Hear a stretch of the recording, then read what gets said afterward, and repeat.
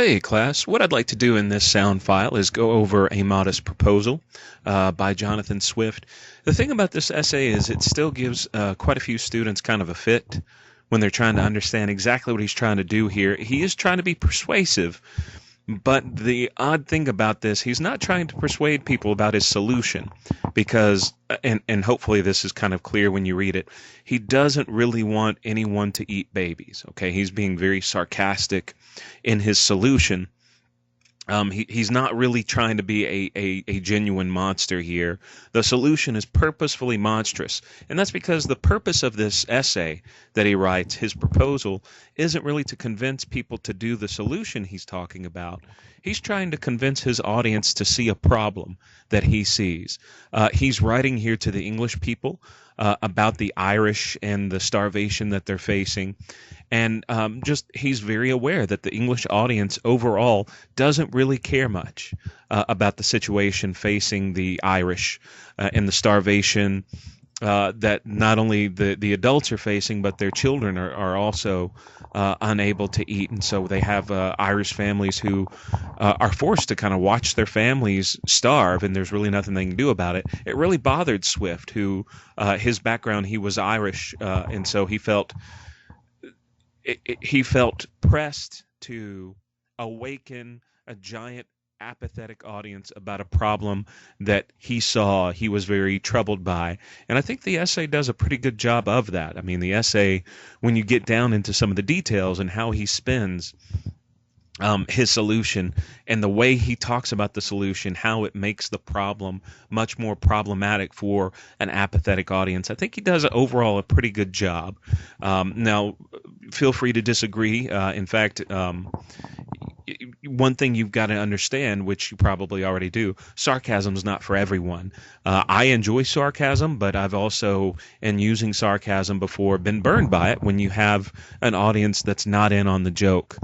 Some of you may empathize with this, where you've been sarcastic before, but that sarcasm didn't quite come through to the audience. And so one of the initial struggles I have when I teach this is I have a pretty big population of students who think he's being sincere, that he really thinks that we should eat babies. Not only just eat babies, but that parents should nurture their child for a year, and then at a year old, because that's the perfect age of weight and tenderness of meat versus the initial investment in the product, that they should sell their child to the aristocratic society as kind of this like delicacy, like this new caviar, or tender meat that will just show how wealthy they are. So I do think that we'll point to a few things in this essay that I think help make it make a little more sense. We'll look at some of the techniques he's using here that I think work pretty cool. But if you have further questions about this, of course, feel free to reach out and email me. So if we look here at I've got some things I've bolded here in his proposal. I think it's cool here that right on the first page, he makes a point of saying, let's all agree on what this problem is. And the problem is that we see these huge groups of kids, these little dirty ragamuffins that are hanging on their parents, and it's just a problem. He says this is in the present deplorable state of the kingdom, a very great additional grievance, and therefore whoever could find out a fair, cheap, and easy method of making these children sound, useful members of the Commonwealth would deserve so well of the public as to have his statue set up for a preserver of the nation. So here this goes with this immediately kind of the tone of sarcasm here. He's saying, you know what, somebody who could solve the problem of these little ragamuffin street urchin kids who are starving, if somebody could figure out a way that these kids could be productive members of society, we should even build statues for these people. And of course, his solution to making these kids productive members of society is having them raised and sold as meat. So there's, he's of course not being serious. That's kind of a backhanded parody that he's trying to use here. So if we go down a little bit more, we have a good clarification of exactly what his, I guess you could say, before we get to his thesis, he's kind of holding his hand close to his chest here. He doesn't quite want to say yet what his solution is. And of course, we know the solution that he proposes is so horrible that it makes sense that he's kind of building up to it here. He doesn't want to shock his audience quite yet. Notice he does something here on this page I have up. It's something that you'll want to try to do if you can in your own presentations. He's able to connect his solution here to actually solving more than just the one problem he's identified. He's able here to, and he'll do this elsewhere, he connects to multiple ways that this solution will solve various problems. He says, there's likewise another great advantage in my scheme, that it will prevent those voluntary abortions and that horrid practice of women murdering their bastard children, alas, too frequent among us, sacrificing the poor innocent babes, I doubt more to avoid the expense than the shame, which would move tears and pity in the most savage and inhuman breast. Now, really, this should beat us over the head like a WWE chair to the back of an opponent's head, right? Just the amount of sarcasm he's using here. Notice that he's saying, like, alas, these poor children, moving to pity and tears. This is someone who's about to say, hey, the way we solve this is we should eat babies. We should sell babies for meat. We should cannibalize our young. And so here, I love the word choice he gives here, that he's really, you can tell he's having a good job. He's having a good time writing this in the way he's writing it. He sets up, he's already built himself up as worthy of a statue. And here he kind of embraces that, the virtue of protecting our babies. And here, of course, in order to protect the babies, he's basically saying we should sell them for food.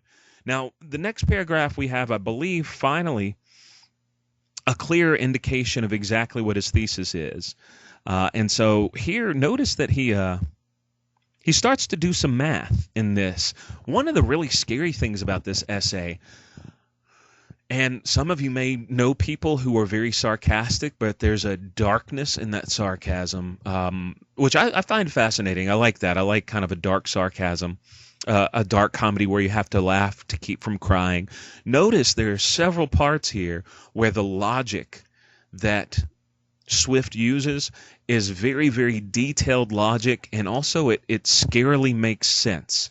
As far as, like, for example, here he does some math. And this is, some of you guys may want to use statistics in your presentations, especially when you're trying to get us to view a problem as problematic. Statistics can be very good at that. Notice here, Swift is crunching some numbers for us. He starts to do some math, and basically by the time he's done with his math, he ends up with 120,000 children of poor parents annually born, and there's 120,000 children basically that we don't know what to do with these children. We can't feed them. They're not productive members of society. So here he's establishing a huge number of children that are kind of this hopeless group of children, that these would be the starving children, children that their parents could not afford to feed these children. If we scroll down a little more, here we finally have, this is what is this on page 4 of 10, so quite far into the essay, we have what is a final clear thesis statement, I guess. He says the remaining 100,000 may at a year old, because I think 20,000 he says these are breeding stock, but that's on purpose as well, to keep kind of, he draws an equal sign between children and livestock, and that we would look at children as livestock is very critical of his British apathetic audience, saying, you know, shame on you for not looking at these starving, suffering children and families as humans. You're looking at them as animals. In fact, at one place he says that we're looking at them a little less tenderly than we do animals. So here in the thesis he says the remaining 100,000 may at a year old. And the reason why he chooses a year old is because it's another example of scary logic. A year old is basically, a child can be completely raised by mother's milk. So there's not a big initial cost in feeding a child up to 1 year old. And also the weight in that 1 year gets to a point where a baby, would be appropriate for a few meals at a dinner table, a few dishes for the dinner table. So it's another example of where, he's used math. Here he's using the scary time frame that a year old would be the perfect time to sell a baby, because you have the smallest amount of initial cost that the parent has in raising up this livestock, versus the amount of food this livestock will yield. But anyway, to get back, he says, at a year old, be offered in the sale to the persons of quality and fortune through the kingdom, always advising the mother to let them suck plentifully in the last month, so as to render them plump and fat for a good table. A child will make 2 dishes at an entertainment for friends, and when the family dines alone, the fore or hind quarter will make a reasonable dish, and season with a little pepper or salt will be very good boiled on the 4th day, especially in winter.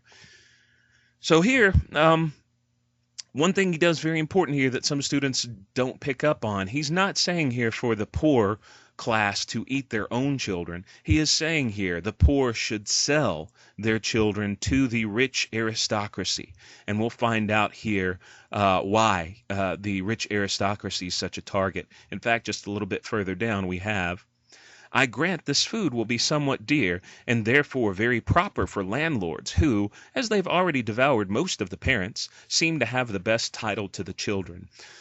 This is for audience who've not really woken up yet that there are teeth in this essay biting the audience who's listening to it. He's not meaning here to criticize the Irish. This is definitely a criticism towards the English and towards the aristocracy, who are metaphorically growing fat off of the poor. Here he's just saying, well, instead of, metaphorically growing fat, I'm just saying we should literally grow fat off of the poor. So here we have a very biting condemnation of the landlords, who he sees, I think, as a major problem for this situation. Let me find my place again.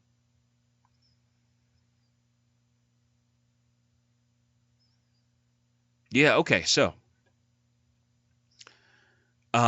notice here in this next bolded section, we have another kind of hyper logic, this hyper sense of math, this, again, where it's, you do want to have logos in your presentations. In fact, if you can have logos, pathos, and ethos, as you know, that's the best to have all three.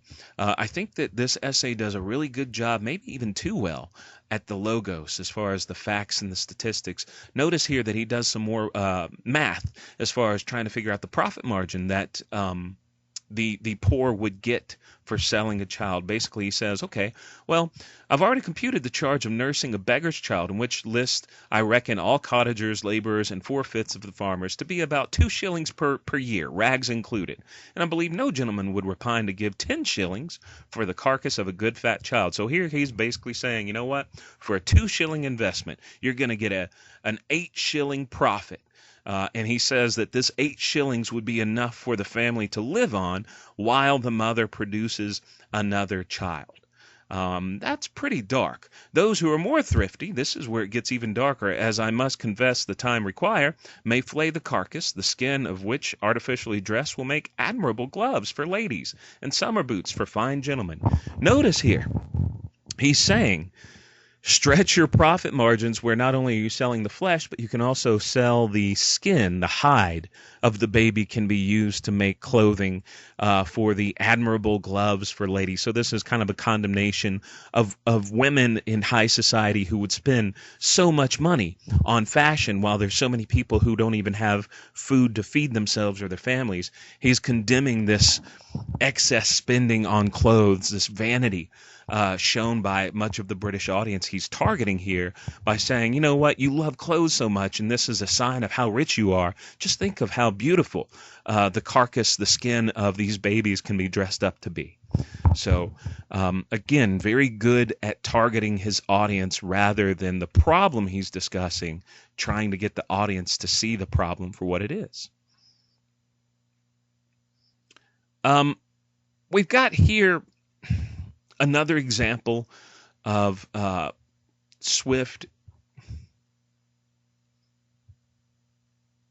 he's pointing to another problem. Basically, here he wakes up for a bit. He says, some of you may be thinking about the other poor people out there, not just the babies, and may be wondering, what am I going to do about the aged, the diseased, the maimed people, the street urchins, not just the babies. And he says here, some persons of a desponding spirit are in great concern about that vast number of poor people who are aged, diseased, or maimed, so not the babies that he's been talking about. And I have been desired to employ my thoughts. What course may be taken to ease the nation of so grievous an encumbrance? So here, this is, instead of these people being seen as a plight, a group to help, he's able to call these people, an encumbrance to the nation. I'm not in the least pain upon that matter, because it's very well known that they are every day dying and rotting by cold and famine and filth and vermin as fast as can be reasonably expected. I love here he's able to say, some people may be worried about all these older street urchins we have, and they may be wondering what my solution is for them. Well, guess what? I don't have a solution, because nature is working perfectly on killing them off as quickly as could be expected. So this should be another kind of jab at the audience of, oh, wow, so we have a high number of people dying daily that he's pointing out here, that basically humans couldn't do a better job than nature is already doing. And we'll scroll down, I think, to just a couple more points I wanted to point out to you. Oh, okay, so here we have, I think, one final bite, and it's a bite that really does kind of pierce the skin, I would think, where he kind of is aware for just a moment of the perceived savageness of his solution, and he seems aware that some of his audience may hear this solution of selling children for cannibalistic consumption. And he understands for a moment that some audiences may find this cruel. He says, I desire those politicians who dislike my overture, who don't like what he's saying, and may perhaps be so bold as to attempt an answer, that they will first ask the parents of these mortals whether they would not at this day think it a great happiness to have been sold for food at a year in the manner I prescribe, and thereby have avoided such a perpetual scene of misfortune as they have seen they have since gone through by the oppression of landlords, the impossibility of paying rent without money or trade, the want of common sustenance, with neither house nor clothes to cover them from the inclemencies of weather, and the most inevitable prospect of entailing the like or greater miseries upon their breed forever. Here he's saying basically, you know what? If you think that my solution is cruel, you go ask the parents of the children that I'm talking about if they would have preferred living the life that they've lived or being sold for consumption at 1 year old. They would, I bet, pick to have been sold as meat when they were a year old. And that's just one more way that Swift is able to drive home, hopefully, to the heart of the audience, just the seriousness of this plight that generally they've been just ignoring to this point. So I hope you enjoy the essay. Maybe you got a chuckle out of it. I admit that it's kind of dark to chuckle about, but he here is again trying to be sarcastic in his tone here. He's not really wanting this solution. The proposal he offers is really just to shake his audience awake from what he perceives to be just a terrible slumber, or a insistent refusal to look at a problem that he sees facing the world.